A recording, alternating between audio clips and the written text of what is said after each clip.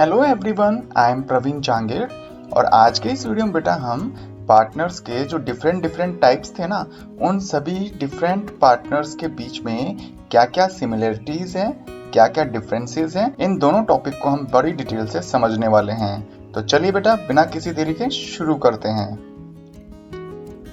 यदि हम बात करें एक्टिव पार्टनर और स्लीपिंग या फिर जो डोरमेंट पार्टनर है, उन दोनों में क्या डिफरेंस है, तो बेटा डिफरेंस तो केवल एक ही है कि जो एक्टिव पार्टनर होता है ना, वो मैनेजमेंट में पार्टिसिपेट करता है, जितने भी डिसीजन लिए जाते हैं उनमें वो इन्वॉल्वमेंट दिखाता है। लेकिन हम बात करें स्लीपिंग या डोरमेंट पार्टनर की, तो वो पार्टनरशिप फर्म में जितने भी टाइप के डिसीजन लिए जाते हैं, जितने भी मैनेजरियल जो टास्क किए जाते हैं, डे टू डे जो भी एक्टिविटीज होती है, उनमें वो इन्वॉल्व नहीं होता है। अगर हम बात करें एक्टिव और स्लीपिंग पार्टनर के बीच सिमिलरिटीज की, समानताओं की, तो बेटा दोनों ही जो पार्टनर होते हैं ना, वो कैपिटल कंट्रीब्यूट भी करते हैं पार्टनरशिप फर्म में। इसी के साथ में अपने हिस्से का जो भी प्रॉफिट या लॉस उनके हिस्से में आता है, तो वो उसे भी लेते हैं। और साथ ही में बेटा एक्टिव और जो स्लीपिंग पार्टनर है, दोनों ही पार्टनर की जो लायबिलिटी है वो अनलिमिटेड हुआ करती है।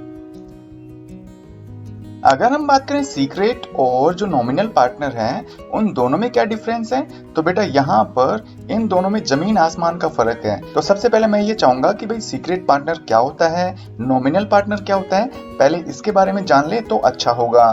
तो सीक्रेट पार्टनर वो पार्टनर होता है जो एक्चुअल में पार्टनरशिप फर्म का पार्टनर तो होता है, लेकिन आम जो लोग हैं, आसपास के लोग हैं ना, उनको ये पता नहीं रहता कि वास्तव में ये जो पार्टनर है इस पार्टनरशिप फर्म का पार्टनर है या नहीं है।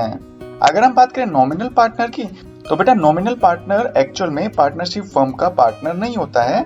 बस वो केवल अपना नाम, अपनी जो गुडविल है, अपनी जो रेपुटेशन है, वो उस पार्टनरशिप फर्म को दे दिया करता है। और बाद में जाकर जो पार्टनरशिप फर्म है वो उसके नाम का इस्तेमाल करके अपने बिजनेस में प्रॉफिट कमाना शुरू कर देती है। जहां तक बात करें कैपिटल कंट्रीब्यूशन की, तो सीक्रेट जो पार्टनर होता है वो पार्टनरशिप फर्म में अपनी कैपिटल लगा चुका होता है, जबकि जो नॉमिनल पार्टनर है वो कभी भी पार्टनरशिप फर्म में अपनी कैपिटल इन्वेस्ट नहीं करता, क्योंकि एक्चुअल में वो पार्टनरशिप फर्म का तो पार्टनर है ही नहीं ना, वो तो केवल अपना नाम यूज करने के लिए उनको परमिशन दिया करता है। अगर हम बात करें मैनेजमेंट पार्टिसिपेशन की, तो सीक्रेट जो पार्टनर होता है वो मैनेजमेंट में पार्टिसिपेट करता है, लेकिन जो नॉमिनल पार्टनर है वो मैनेजमेंट में पार्टिसिपेट नहीं करता।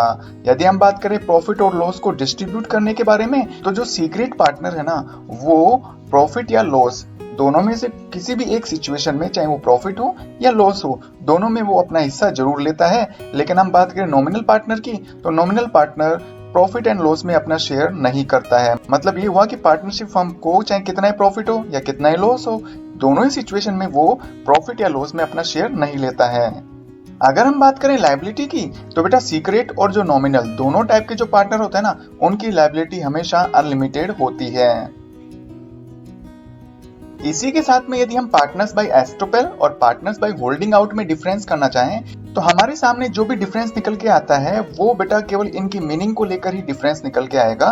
और वो इस तरह से है कि जो पार्टनर बाय एस्टोपेल है ना, वो ऐसा पार्टनर होता है जो एक्चुअल में पार्टनरशिप फर्म का पार्टनर नहीं होता, लेकिन लोगों को अपने व्यवहार से ये शो करता है कि मैं इस पार्टनरशिप फर्म का पार्टनर हूँ।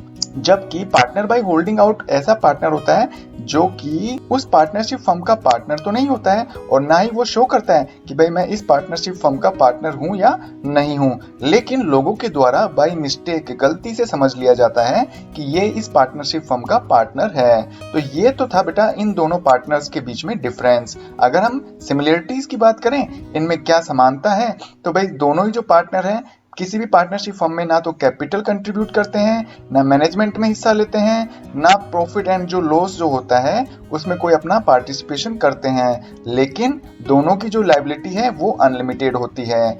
अब आप ये कह सकते हो कि पार्टनर बाय एस्टोपेल और पार्टनर बाय होल्डिंग आउट, ये दोनों तरह के जो पार्टनर है ना, एक्चुअल में किसी भी पार्टनरशिप फर्म के पार्टनर नहीं होते, लेकिन फिर भी इनकी जिम्मेदारी अनलिमिटेड क्यों होती है?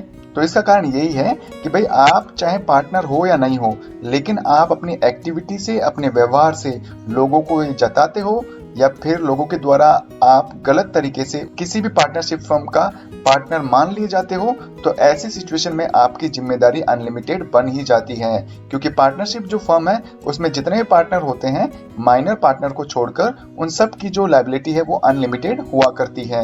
यदि आप इन चीजों से बचना चाहते हो कि भाई आपकी जो लायबिलिटी है उस पार्टनरशिप फर्म के प्रति अनलिमिटेड न हो, तो आपको पब्लिकली अनाउंस करना पड़ेगा या नोटिस जारी करना पड़ेगा कि भाई आप जो है हमें गलती से पार्टनर मत समझो, ना ही हम हमारे व्यवहार से आपको ये बता रहे हैं कि हम इस पार्टनरशिप फर्म के पार्टनर हैं। तो इस तरह का एक रिटर्न नोटिस जारी करना पड़ता है, तब कहीं जाकर आप इस समस्या से छुटकारा पा सकते हो। कौन सी समस्या?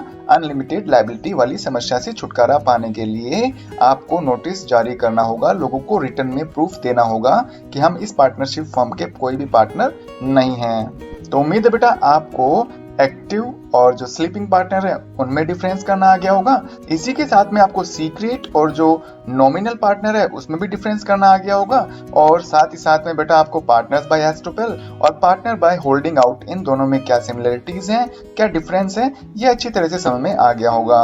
यदि वीडियो पसंद आया तो बेटा इसे लाइक करिएगा, अपने फ्रेंड्स में जरूर शेयर करिएगा। यदि आप चाहते हैं इस तरह के वीडियोज आपकी स्क्रीन पर रेगुलर आते रहें तो बेटा इसके लिए आप मेरा चैनल सब्सक्राइब कर सकते हैं। थैंक यू बेटा।